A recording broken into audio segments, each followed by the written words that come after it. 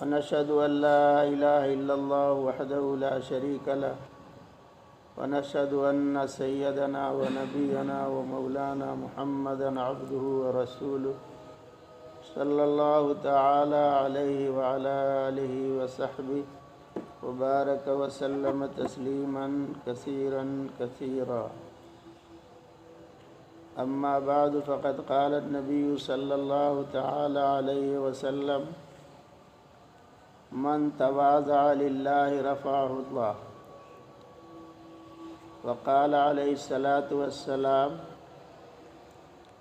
كلكم بنو آدم وآدم من تراب او كما قال عليه الصلاة والسلام.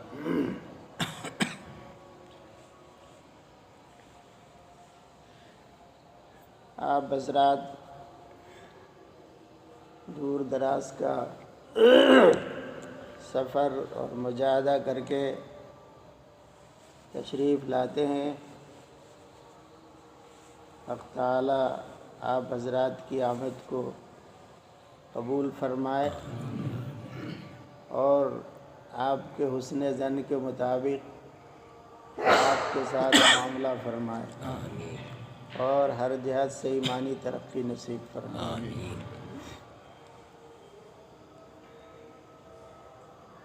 اس وقت آپ کے سامنے حضرت نبی کریم صلی اللہ تعالی علیہ وسلم کا دو ارشاد گرامی پڑھا گیا ہے.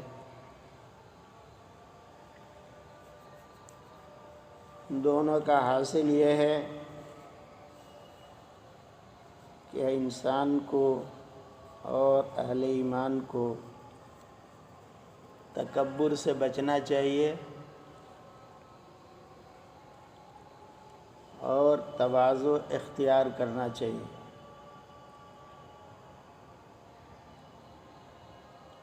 تکبر کا تعلق ابلیس سے ہے. روئے زمین پر سب سے پہلی نافرمانی کا بیج ابلیس نے بویا. اللہ سبحانہ و تعالی نے حضرت آدم علیہ السلام کو پیدا فرما کر تمام ملائکہ سے سجدے کے لیے فرمایا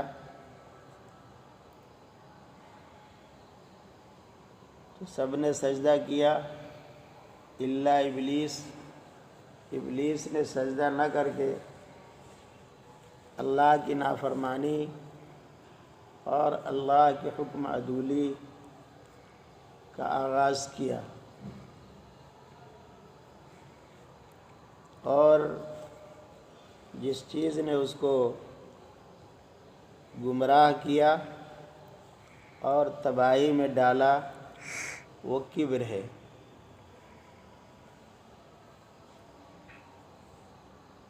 حضرت آدم علیہ السلام کو بھی اللہ تعالیٰ نے ایک حکم فرمایا تھا کہ جنت کا خاص شجرہ درخت استعمال نہ کرے.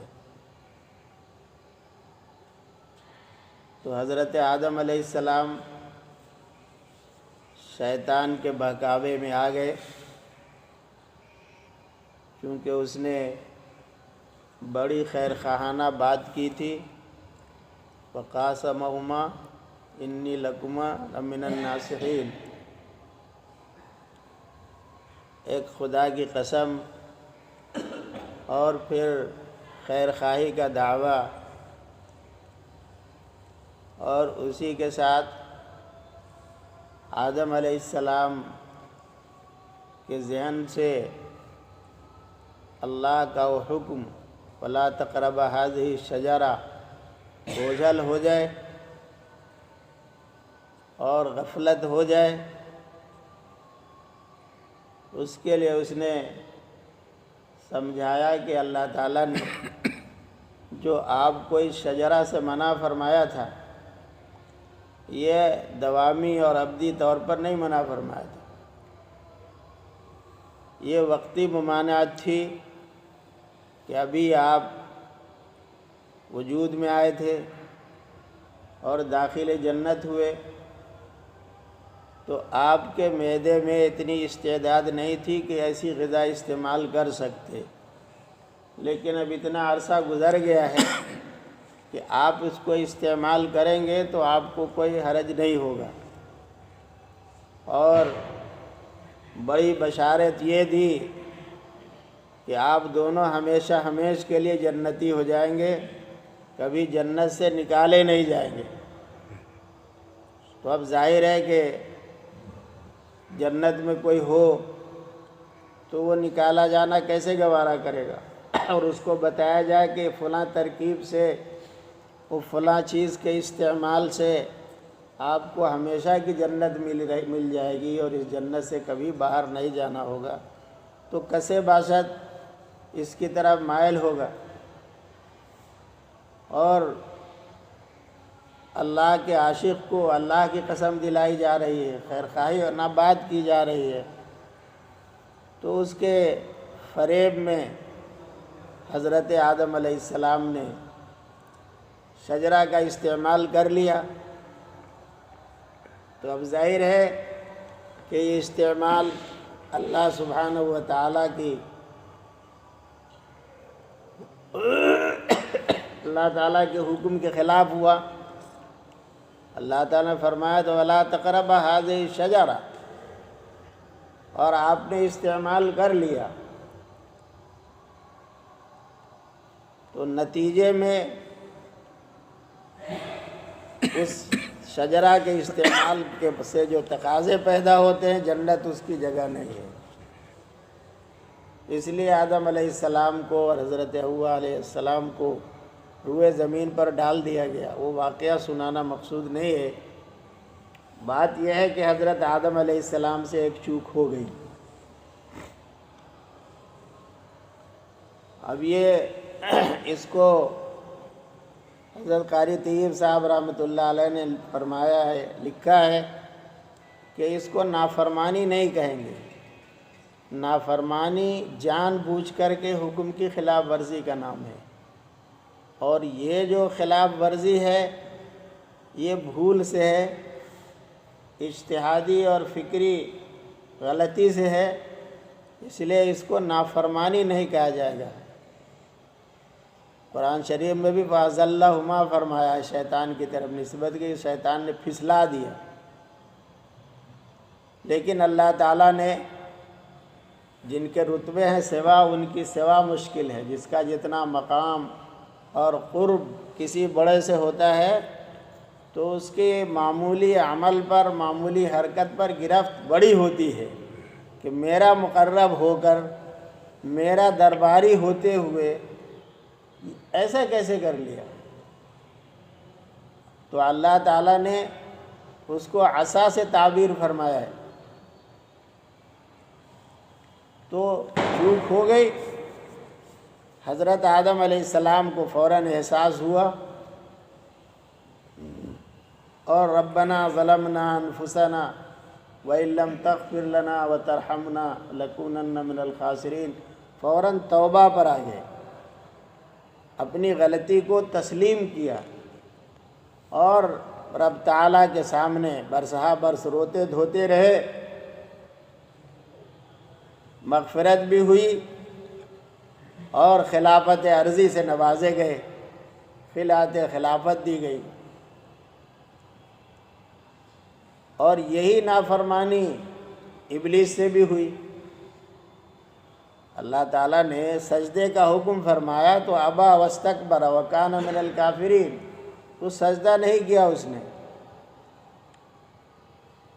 تو سجدہ نہیں کیا، نافرمانی ہو گئی، اس نے جان بوجھ کر کے نہیں کیا، کسی دھوکے میں بھول میں نہیں کیا۔ اور اس کے ساتھ ساتھ اپنی عقل کا گھوڑا دوڑا ہے۔ اللہ کا جب حکم ہے تو حکم کی تعمیل میں آنا چاہیے تھا، لیکن تعمیل بھی نہیں کیا، اور اب اس کے بعد اس کے دماغ کا جو خرافات ہے وہ اللہ تعالیٰ کے سامنے رکھا، اپنی عقل سے فیصلہ لیا کہ مٹی اور آگ کی طبیعت میں تضاد ہے۔ مٹی کی خاصیت ہے پستی اور آگ کی خاصیت ہے سربلندی۔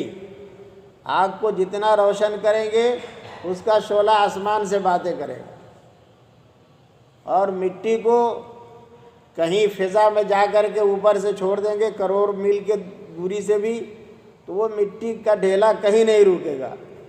وہ مٹی سے ہی ملنے کے بعد اس کو قرار ہوگا، وہ ڈھیلا مٹی زمین پر ہی آئے گا۔ تو اس نے کہا انا خیر منہ، میں آدم سے اچھا ہوں۔ دلیل یہ ہے کہ مجھ کو آپ نے آگ سے پیدا کیا ہے اور آدم کو مٹی سے پیدا کیا، تو آگ کے اندر برتری ہے، سربلندی ہے، تو میں کیسے اس پست کو سجدہ کروں؟ تو یہی کبر ہے کہ آدمی اپنے آپ کو بڑھیا سمجھے اور دوسرے کو گھٹیا سمجھے۔ تو تکبر نے اس کو تباہ و برباد کر دیا۔ تکبر آزادی اللہ خار کرد، بزندان لعنت گرفتار کرد۔ تو ایک ہے تکبر، اپنے کو بڑا سمجھنا، تو یہ تکبر اللہ سبحانہ و تعالیٰ کی شان ہے۔ اللہ کے سوا کسی کو یہ زیب نہیں دیتا ہے کہ وہ بڑائی کا اظہار کرے، کوئی اپنے آپ کو بڑا محسوس کرے۔ آسمان و زمین میں کبریائی اللہ کی ہے، اور حدیث قدسی میں فرمایا ہے اللہ سبحانہ و تعالیٰ نے الکبر ردائی، بڑائی جو ہے یہ میری چادر ہے، والعظمت و ازاری، اور عظمت و بزرگی جو ہے یہ میرا تہبند ہے۔ من نازعنی فیہما قسمتہ، او کما قال علیہ السلام، ان دونوں معاملے میں جو کوئی مجھ سے کشمکش کرے گا، کھینچا تانی کرے گا، تو قسمتہ، میں اس کی گردن توڑ دوں گا۔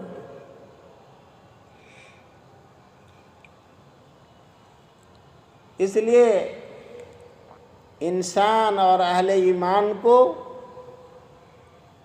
تواضع کی ضرورت ہے، اور تواضع اس کو زیب دیتی ہے۔ اسی کو حضرت نبی کریم صلی اللہ علیہ وسلم نے اپنے ارشاد عالی میں بیان فرمایا، من تواضع للہ رفعہ اللہ، کبر کرنے والا تو پستی میں جاتا ہے۔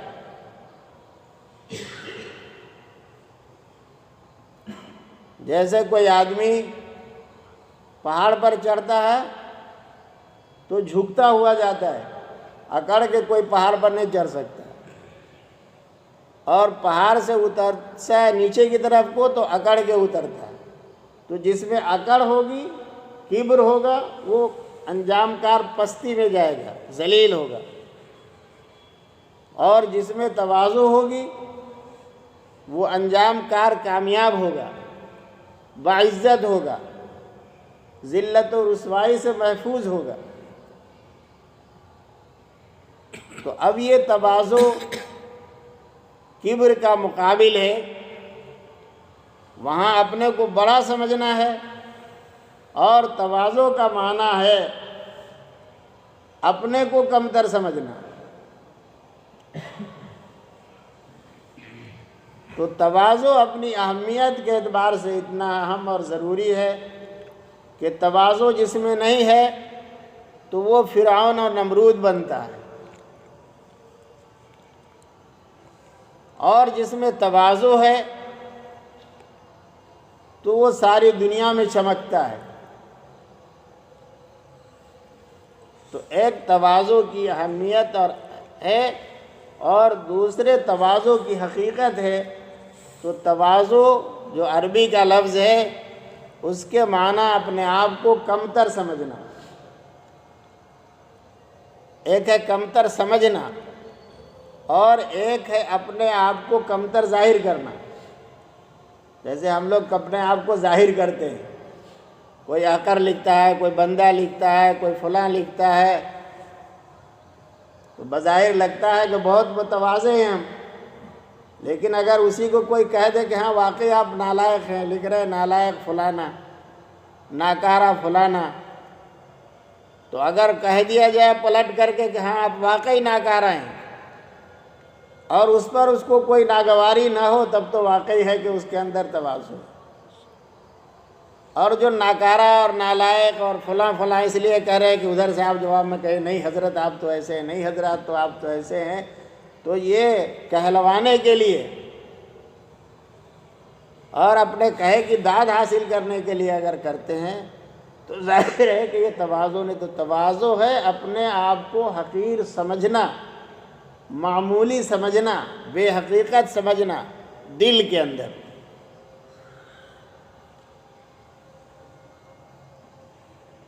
اس سلسلے میں ہمارے بزرگوں کے واقعات کا لامتناہی سلسلہ ہے۔ ہم کو اپنے بزرگوں کی زندگی میں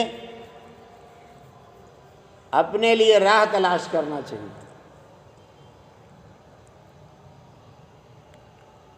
تو ہمارے بزرگوں میں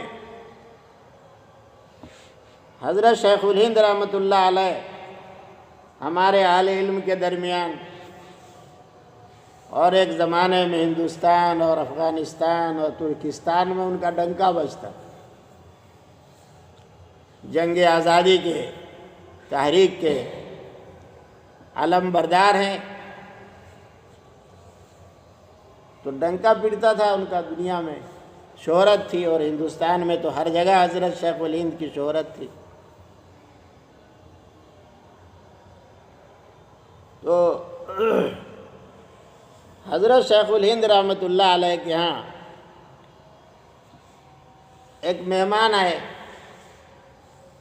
اجمیر سے، ان کا نام بھی اتفاق سے مولانا معین الدین اجمیری تھے۔ وہ ایک تو خواجہ معین الدین چشتی اجمیری رحمۃ اللہ علیہ، وہ نہیں، یہ بھی اسی آبادی کے مولانا تھے، مولانا معین الدین صاحب۔ تو اب حضرت کی شہرت سن کر کے سفر کر کے ریل سے دیوبند میں اترے، ٹانگا والے سے کہا کہ مجھے حضرت شیخ الہند کے گھر لے چلو۔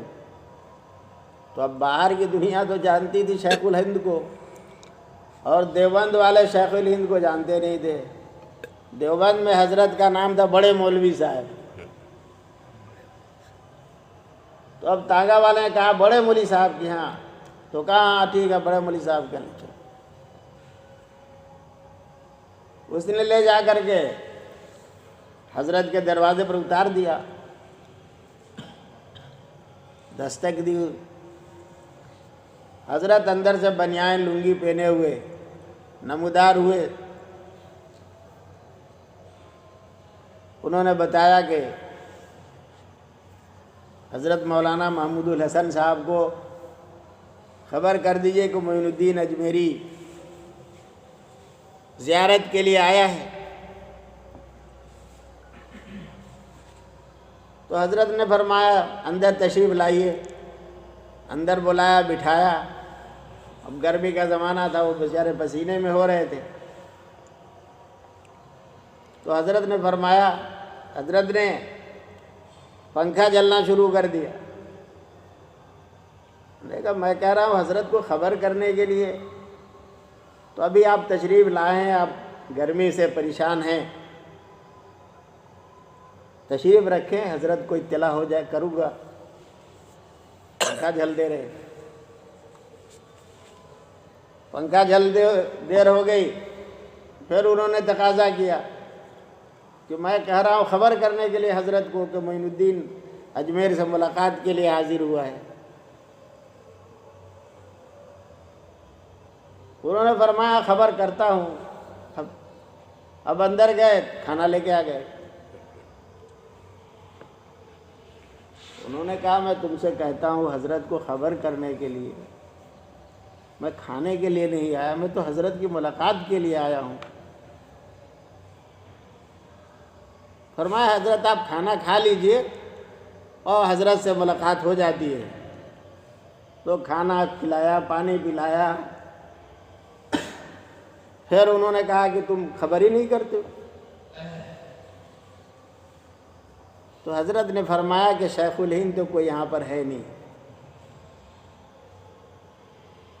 بندہ کو ہی لوگ محمود کہتے ہیں۔ اب وہ آئے، وہ بیچارے پریشان حال، زیارت کی بےتابی، اس کے لیے کیا کیا بول رہے ہیں، ناراض ہو رہے ہیں، غصہ ہو رہے ہیں، اور سب حضرت پی رہے ہیں، سن رہے ہیں، اور خدمت پر خدمت کیے جا رہے ہیں۔ تو جب خدمت سے فارغ ہوئے تو حضرت نے بتایا کہ مجھے ہی لوگ محمود کہتے ہیں۔ اسی طرح حضرت کا ایک واقعہ ہے۔ حضرت کا معمول تھا کہ وہ رمضان شریف میں رات بھر قرآن سنتے تھے۔ ہر تیسرے چوتھے دن ان کے ہاں ایک ختم ہوتا تھا۔ تو اب ایک دن وہ حافظ صاحب سویا کرتے تھے، وہیں پر سو جاتے تھے۔ تو اب ایک رات حضرت پہنچ گئے، حافظ صاحب کا پیر دبا رہا۔ وہ حافظ صاحب کی آنکھ کھلی تو دیکھا کہ کوئی پیر دبا رہا ہے، تو خیال آیا کوئی شاگرد ہوگا، کوئی طالب علم ہوگا، دباتے رہے۔ جب کچھ اور دیر ہو گئی تو اب مڑ کر کے دیکھا کہ بھئی کوئی ہے کو، تو دیکھا کہ حضرت شیخ الہند رحمۃ اللہ علیہ پیر دبا رہے۔ اٹھ کے بیٹھ گئے کہ حضرت آپ نے کیا غضب کیا؟ کہا بھائی تم رات بھر تراویح پڑھاتے ہو، کھڑے رہتے ہو، میں نے سوچا کہ تمہارا پاؤں دبانے سے راحت مل جائے گی، تو اس میں غضب کی کیا بات ہے؟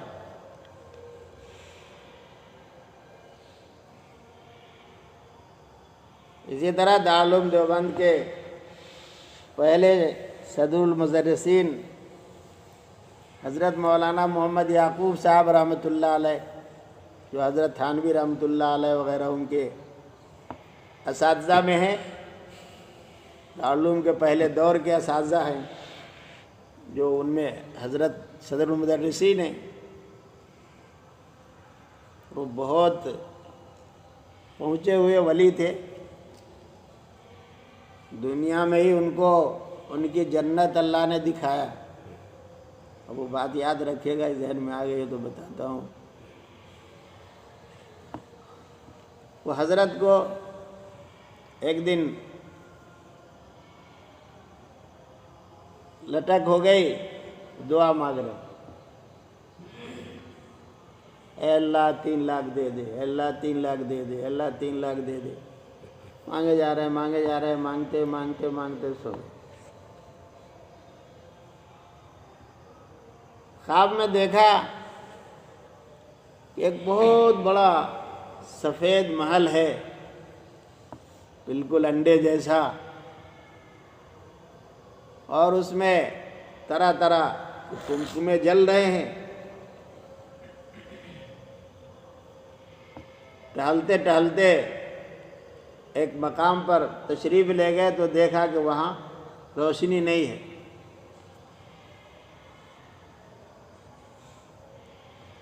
پوچھا کہ یہ کہاں گیا، یہاں سے قمقمہ کہاں گیا، جو بھی کچھ تھا۔ بتایا گیا کہ یہ پہلے تو حضرت نے پوچھا تھا کہ یہ محل کس کا ہے،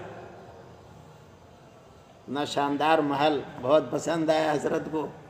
تو پوچھا تو بتایا گیا کہ یہ مولانا یعقوب صاحب کا محل ہے۔ تو حضرت نے اندر جانا چاہا، کہ ابھی اندر آنے کا وقت نہیں ہوا۔ تو اب وہ پوچھنے کے بعد گھومتے گئے تو ایک جگہ دیکھا اندھیرا پڑا. پوچھا بھائی سب جگہ روشنی ہے, یہاں کیوں اندھیرا ہے؟ تو جواب ملا کہ مولانا یعقوب صاحب نے اللہ تعالیٰ سے 3 لاکھ مانگا, تو اللہ تعالیٰ کی طرف سے حکم ہوا کہ ایک موتی توڑ کر کے بھیج دو. اب آنکھ کھل گئی. اب دعا مانگ رہے ہیں اللہ نہ 3 لاکھ دے, اللہ نہ 3000 دے. اب یہ دعا مانگ رہے ہیں. اب خیال ہوا کہ اگر میرے مال کے موتی اسی طرح توڑ کر کے میری دنیا میں دے دیے گئے تو میرا کیا ہوگا آخرت. تو وہ جنت کا محل حضرت مولانا یعقوب صاحب رحمۃ اللہ علیہ کو اسی دنیا میں دکھا دیا گیا. تو یہی حضرت مولانا یعقوب صاحب رحمۃ اللہ علیہ, ان کی کسی نے دعوت کر دیا. اب دعوت کر دیا, تھوڑے دیوبند سے باہر کے حصے میں فاصلے پر دعوت کی جگہ تھی. اب اتنے بڑے حضرت, نہ اس نے کوئی سواری بھیجی, نہ کوئی اس دور میں سواری کا انتظام. تو حضرت پیدل چلے گئے کھانا کے وقت میں. کھانا تناول فرمایا, آم کا موسم تھا, آم بھی پیش ہوا, آم بھی کھایا. اب جب واپسی کا وقت ہوا تو میزبان نے بہت سے آم کی ایک گٹھری بھی باندھ کر کے حضرت کو دے دیا کہ یہ حضرت گھر والوں کے لیے لیتے جائیے. اب یہ بھی نہیں سوچا کہ اتنی بڑی گٹھری حضرت کیسے ڈھوئیں گے, کوئی سواری کا بھی انتظام کر کے دیتے تو چلو. تو پھر ویسے ہی کوئی سواری کا نظم نہیں ہے, اور ایک آم کی گٹھری پکڑا دیا. اب حضرت نے بھی انکار نہیں فرمایا, قبول کر لیا, لے کے چل دیے. اب کبھی وزن اٹھا ہوئے ہو تو اٹھاویں, ابھی کبھی دائیں ہاتھ لیتے کبھی بائیں ہاتھ لیتے, اس طرح ہاتھ بدلتے بدلتے دیوبند پہنچتے تو ہاتھ تو تھکا کے چور ہو چکا تھا. اب سکت نہیں تھی کہ وہ ہاتھ بوجھ لے کے چلے. تو حضرت نے اس کو سر پر رکھ لیا, اور سر پر رکھنے کے بعد راحت محسوس ہوئی. تو فرمایا ہم بھی کیسے عجیب آدمی, یہی کام پہلے کیا ہوتا تو اتنی تکلیف نہ ہوتی ہاتھ کو. تو اب اتنا بڑا صد المدرسین دارالعلوم, اپنے وقت کا اتنا بڑا عظیم المرتبت بزرگ, اب وہ سر پر آم کی گٹھری لیے ہوئے اور دیوبند شہر میں گھس رہے ہیں. اب لوگ مصافحہ کے لیے دوڑ رہے ہیں, سلام کر رہے ہیں, ایک ہاتھ سے گٹھری پکڑے ہوئے ہیں, ایک ہاتھ سے مصافحہ کرتے جا رہے ہیں. اور بہرحال گٹھری لے کے گھر پہنچ گئے. اب میرے اور آپ جیسا کوئی ہو تو کیا ہو. آج کل ہمارے لوگوں کو اپنا بیگ لے کے چلتے ہوئے صبح کی محسوس ہوتی ہے. کوئی طالب علم لے کے جائے گا, اسٹیشن تک پہنچائے گا, تب آدمی سفر کرے گا, تب فلاں کام کرے گا. حضرت نے کوئی آر محسوس نہیں کیا, کوئی صبح کی محسوس نہیں کی, اپنا کام کرنا ہے. دارالعلوم دیوبند کے مفتی اعظم ہند حضرت مولانا مفتی عزیز الرحمان صاحب رحمۃ اللہ علیہ, ان کا معمول تھا کہ ان کے گھر کے پڑوس میں کچھ بیوائیں تھیں. تو جب وہ دارالعلوم چلنے لگتے سویر میں تو ان گھروں پہ جا کے پوچھتے, بیوی کچھ سودا سلف منگانا ہو تو بولو. تو اب وہ عورتیں وہ حضرت کو دھنیا لے آئیے گا, آلو لائیے گا, اپنا اپنا بتا دیتی, اور حضرت سب کا سودا خرید کے لاتے, پہنچا دیتے. اب پہنچایا تو اب الٹا ہو گیا, کسی نے منگایا دھنیا, چلایا آلو, کسی نے منگایا اتنا, آ گیا اتنا. اب مولوی صاحب آپ تو ہماری چیز لائے نہیں, ہم نے تو یہ لانے کو کہا تھا, اب تو یہ لیا ہے. ہم نے تو اتنا لانے کو کہا تھا, آپ اتنا لیا ہے. اچھا لاؤ میں دوبارہ لے آتا ہوں۔ پھر حضرت لے کے جاتے اور بازار سے سامان لا کر کے پہنچاتے۔ تب شام کے وقت کی گھنٹی پر دارالعلوم میں دارالافتاء پہنچتے۔ افتاء کا ان کا اتنا شغف تھا کہ لکھا ہے کہ موت بھی فتویٰ دیتے ہوئی، ہاتھ میں فتویٰ ہے، جواب لکھ رہے ہیں اور اسی حال میں روح پرواز ہے۔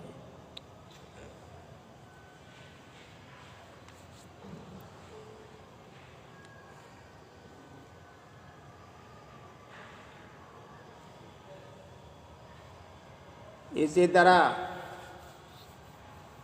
سید احمد کبیر رفاعی رحمۃ اللہ علیہ بہت بڑے بزرگ ہیں۔